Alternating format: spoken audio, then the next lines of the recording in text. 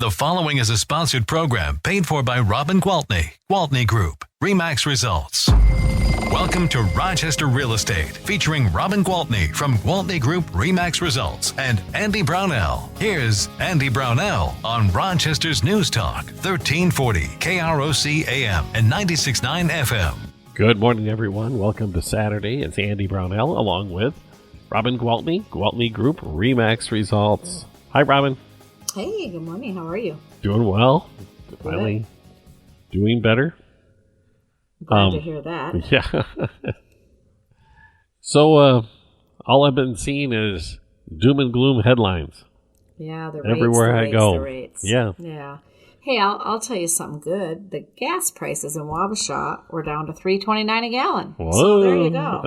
Yeah, I always use that price at the pump as an indicator of just what's going on. You know, it seems like when those gas prices start to go high, everything just starts to fall apart. But when they start to come down, everything just kind of evens out. I think it's it'd be interesting to see if somebody's ever written a piece about that. Yeah. You know, psychology piece that when you see that sign and the gas price, it does. It just makes you want to fill up your car and go for a ride because you're getting a deal, right? Well, speaking of the psychology piece, I came across a very interesting article this past week that said, can buyers overcome the psychological barrier of 8% rates? All right. So same as sort of mortgage thing, rates, so let's face it, it's been 20-something years since the rates were this high, right? So people are panicking. 30-year mortgage rates rose for 6 consecutive weeks to 7.63, according to Freddie Mac's weekly survey. And daily surveys are showing rates sitting right at about 8%. Okay. So what is that? How does that affect people? So what is the guy, Ryan, somebody who does the selling $1 million listings? You know, I clearly don't watch the real estate TV shows about real estate. The TV shows about real estate. No. I live it all day long. I don't go home and watch it. But anyway, he did a TikTok that made so much sense because he sells $1 million listings, right? So he made a point. He said, everybody's starting to freak out. They don't want to buy houses now. They want to wait till the rates go down. He said, I'm going to tell you right now, I have a $1.5 million listing that I know I can get you into for $1.3 million at 8%. 2 years ago, when you could have gotten a loan for 3%, I could have gotten you into that same $1.5 million house for $2 million. For $2 million. Because the people were fighting over it and going crazy. And he says, this is the good news, guys. You can refinance. Now, whatever price you paid after the closing, that's not going to be renegotiated. But if you negotiate a good price and then pay higher for interest, but then refinance when that comes down, you're sitting in a really good position. So, I mean, I'm not kidding when I say it is a fabulous time to be a buyer and to go buy a house. It really, truly is. Clearly, it might, restrict the amount of money you're going to be able to spend. Because with the higher rates, your monthly payments are going to be higher. Sure, you have to work your budget differently. It's just the way it is. But isn't that what I always focus on, is what is your budget? How much can you afford to spend a month? Let's add up how much do you want to spend on your housing, whether that is an apartment or a mortgage payment. How much can you spend on your utilities and your cable and your internet and your groceries, all those things. So if the price that you're looking to spend per month fits into your budget, and we know what that is, we can find a house accordingly. And another thing is sometimes people get discouraged because they get their bank letter and say what they're approved for, and then they see that chunk, what that payment's going to be, and they're like, oh my gosh, I don't want to have that big of a house payment. Well, guess what? Just because you're approved for $500,000 doesn't mean you can't go buy a $350,000 house. So don't get too, fixated on that either. A lot of people feel better about spending less than they literally get approved for. It's all relative, right? I mean, everything that we're talking about is people got it in their heads that, that 3% rate was so magical during COVID without also remembering the almost manic market where people were bidding up homes way beyond their actual value in order to take advantage of the low interest rate. Right. And, I think, and the thing is that everybody gets hung up on what happened then, and that's over. So we have to forget about it. So sellers will get literally discouraged if they put their house on the market and within 2 weeks we aren't sold. They're like, oh, it's taking forever. I'm like, forever? I personally prepare sellers and tell them in this market, a price in your or a house in your price range is going to take on average 41 days or on average 63 days or on average 12 days or whatever it is, right? Yep. Just so we can be prepared going in. But even though, and I want people to really listen to this part, even though it's taking longer to sell houses, that doesn't equate to, oh, now the house has lost value and it's going to sell for less. No, it's just taking longer. The house is still worth what we're asking for it. Houses are still selling anywhere between 97 and 100% of the asking. I actually have one of my listings. It's just a gorgeous listing. I got an offer that was written by a, very well experienced agent, and it came in at like 87% of the purchase price. And I just told the agent, I will advise my sellers to not even counter this because it's ridiculous. I mean, put the facts together, explain, educate the buyers, and explain that houses are still selling for what they're worth. It's just taking longer to sell them. There's just few people out there willing to deal with these 8% interest rates. That's all that's happening. Are you running into that? Buyers who are coming in and assuming that they can put in a low ball offer because of the interest rate? Well, yeah, that's exactly what I'm saying. This offer came in at like literally, well, I don't want to talk numbers, but it was like 87% of the asking rate. And I'm like, no. This is not how it happens. So I make sure that my team we have the facts. We have all of the data. And we tell them, listen, houses are still selling for 97% of what they're listed for, 98%, 99%, some of them 102%, okay? Just depending on how well it was priced and what the competition is for that particular house at the time. But we're not seeing houses selling for 10% less than their value just because the rates are high. No, because you're still dealing with a demand that exceeds supply.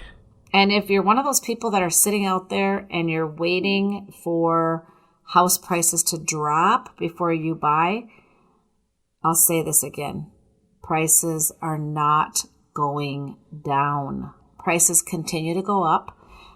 Granted, they're going up at a slower pace. Thank God, or pretty soon nobody would be able to afford a house. I mean, remember when we were talking about houses in like Scottsdale, Arizona, and Austin, Texas going up by 33% year over year, 35% year over year. I mean, thank God we're not dealing with that. So, I mean, houses are still going up between, I think on average, 3.5% to 5.5% per year in Rochester.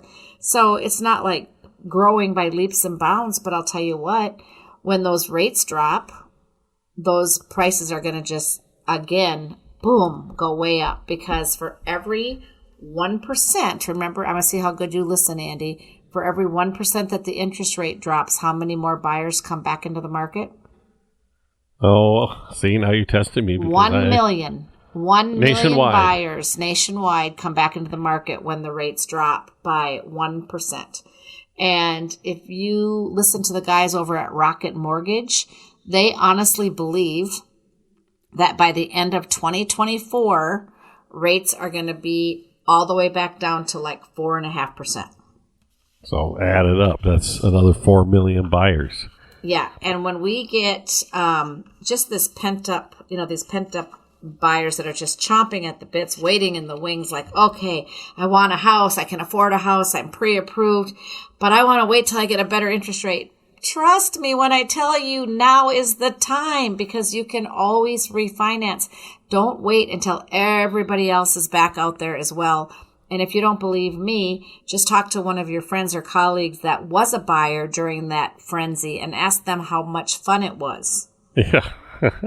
Well, it is. It's one of those careful what you wish for things, isn't it? Yeah. It can be stressful. If you really want those rates to get back down there and then get back into the marketplace, you're going to be dealing with, the 5, 6, 10, 12 offers per property, skyrocketing prices, the whole works. I was so excited this past week because I had some out-of-town buyers come in and we looked at some homes. And the one that they liked was very, very nice house, a split level, 4-bedroom, 2-bath, remodeled, nice backyard, very nice house. And it was, in my opinion, priced very well. And so they asked me what I thought of the price. And I said, I think the price is very, very good. I think the agent did a great job of pricing it. And here are the comps that I pulled. I can show you. And they said, okay. They said, well, is it all right if we ask for closing costs? I go, well, you can ask for anything you want to ask for. Worst case scenario is they're going to say no, or maybe they're going to come back and say they'll pay half. So we asked for 3% closing costs. So now we're talking about offering 97% on what I considered a well-priced home. And sure enough, the seller agreed to it. And I think what happens is sellers are just sitting there and they think, oh my gosh, my house is never going to sell. And I didn't represent that particular seller, so I don't know what their motivation is. Sometimes they've taken a job out of state, or maybe, there's just different things that'll make people more motivated, right? But anyway, and then to top it off, our offer was contingent upon an inspection. And we came up with like 5 inspection items, just safety items like smoke detectors and CO detectors and loose railings, missing handrail, no GFCI. I mean, nothing big ticket, But again, it's nice to be back in a market where you can say, hey, this isn't quite right. This isn't safe. This isn't up to code. Can you please fix these things prior to closing at your expense? And yes, of course, they said they will do it. So again, perfect. Such a great time to be a buyer. Oh, really good time to be a buyer. You feel like you have some say in what you're getting, and it's not all dictated to you like it was a couple of years ago. Sorry, no inspections. Sorry, appraisal gaps. Even if the house doesn't appraise, you'll go $30,000 over. You'll pay out of pocket.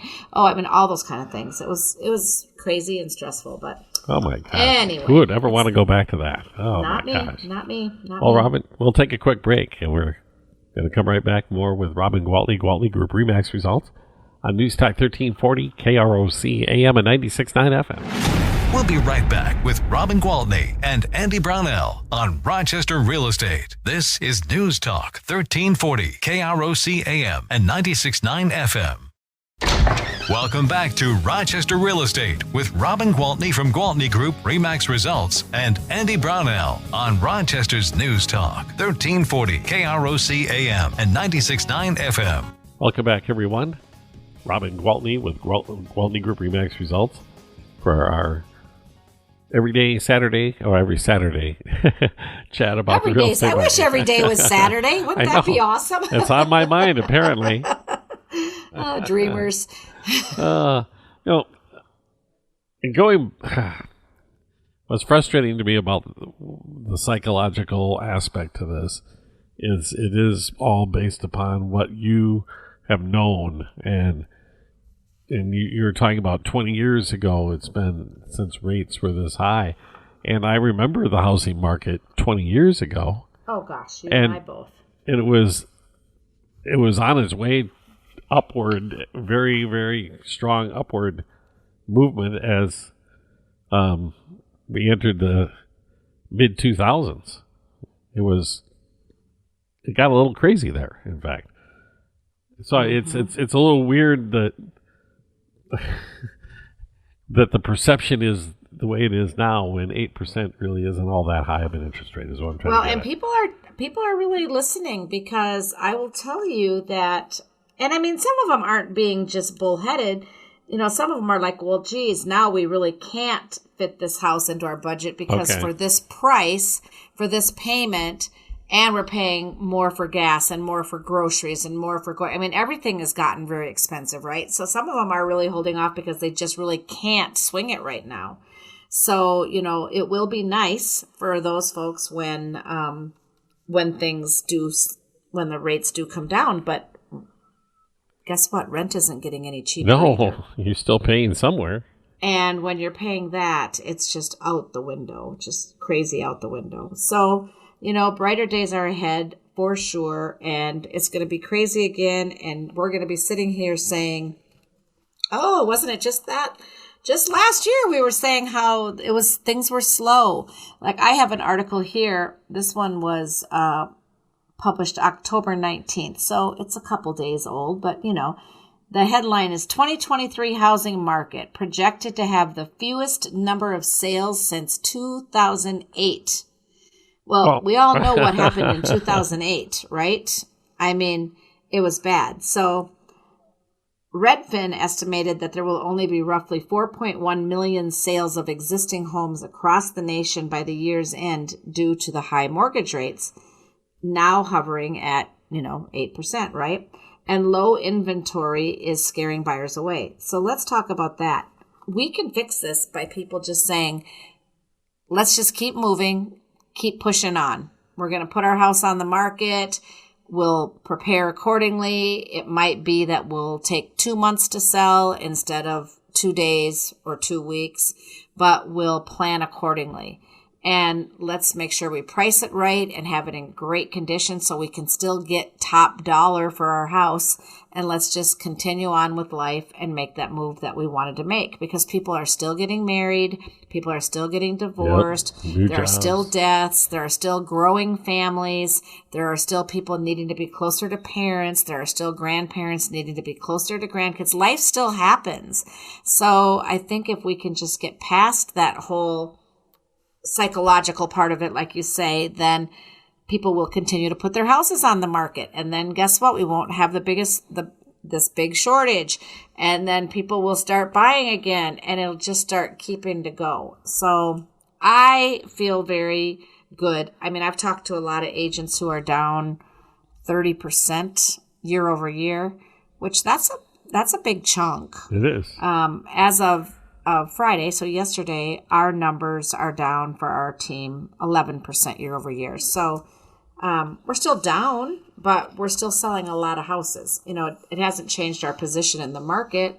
We're still selling more than any other team. We're still the number one real estate group in Southeast Minnesota, but it's just to show that everybody's down, right? It's just fewer houses being sold, period. A lot of it is because there's just fewer houses being offered for sale. Right. And we always are one of the big players when it comes to inventory and houses on the market. And boy, our inventory is getting pretty slim as well. So I'm pleading with you, if you are listening right now and even contemplating selling your house, please call me and let me come over and talk to you and tell you what we could get for it, what that process would look like, because we need houses to sell. So when you talk to the buyers who are out there now, what are the features that they're looking for? What are the things that people love their really pets? People love their pets. I will get a lot of people that will say, I need a yard that is already fenced, preferably, or one that can be fenced if it's not already fenced. So there are some really nice neighborhoods in town with some high-end homes. Like I just had one, it's sold now, but I talked about it a while back on Scenic Park up in Scenic Oaks. Yes. And for whatever reason, that developer thought it would be a good idea to have no fences. They'll put it in the covenant? In the covenants. And I think we had probably, and I'm not exaggerating, probably 6 buyers that would have bought that house if they would have been allowed to have a fenced backyard. And a couple of them was because of their small kids. A couple was because of their kids and dogs. And 2 of them wanted a pool, and they wanted a privacy fence, and they're outlawed. So that just kind of handcuffs you. So I'm hoping that some of these new developments, because they're popping up, all around town, getting ready for when those floodgates open and those buyers come out in full forces by 2025, I'm hoping that some of them will be thinking reality and how families are living, and that people just want fences. I've run into that with people who are from either coast, either east or west coast, and they come here and they say, "Where are the fences?" Right. Well, you go to Arizona and you can't even see from one neighbor to the next because it's all those big 6-foot concrete walls. Oh, right? sure.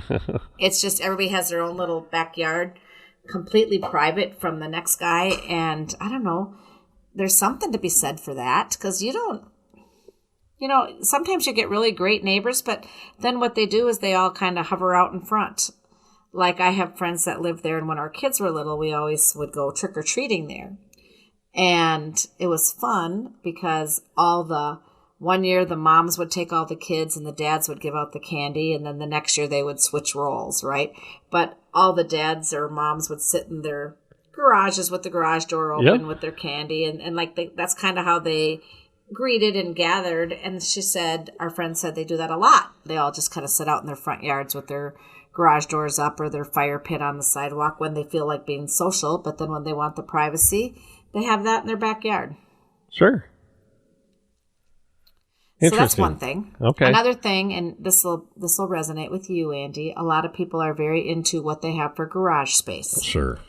And it's not just for their cars, but it's for their stuff, for their kids' bikes or for their four-wheeler or for their snowmobile or their boat or whatever stuff they have. So people do like garage space. And another thing that I find, we're seeing more and more slab on grade homes being built here. That when I started selling real estate 23 years ago, the only time you would see it would be in townhome situations. But now you're seeing single family homes, quite expensive ones, built that way. And the concern that comes up with some buyers is, where do I go in a storm? Because in a townhome association, they usually have a storm shelter or a place to go. But if it's your single family home, then I guess you go to your inside most room. Yeah, that bathroom in the tub or under by the stairs. Well, there's no stairs, but that inside hallway. Yeah. Correct. Interesting. We have to take a break. My goodness. Time is flying by. Alrighty. We're chatting with Robin Gwaltney, Gwaltney Group Remax Results, and we'll continue in a moment on News Talk 1340 KROC AM and 96.9 FM. We'll be right back with Robin Gwaltney and Andy Brownell on Rochester Real Estate. This is News Talk 1340 KROC AM and 96.9 FM. Welcome back to Rochester Real Estate with Robin Gwaltney from Gwaltney Group Remax Results and Andy Brownell on Rochester's News Talk 1340 KROC AM and 96.9 FM. Welcome back, everyone.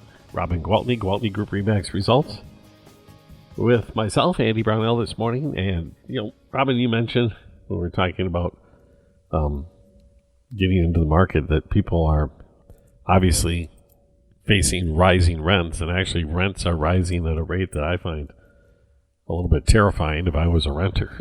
Rochester honestly has some of the highest rents in the state. I believe it. I mean, we're really comparable to the Twin Cities, which is kind of crazy because I don't think our incomes are as far as like the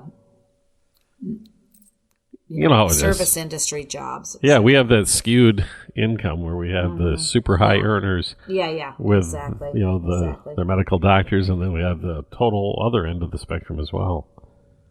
So let me just tell you a few things. I have a little graph here about the difference between renting and buying. So if you are one of those people and you're saying, gosh, am I better off just renting a couple more years and waiting for the rates to go down?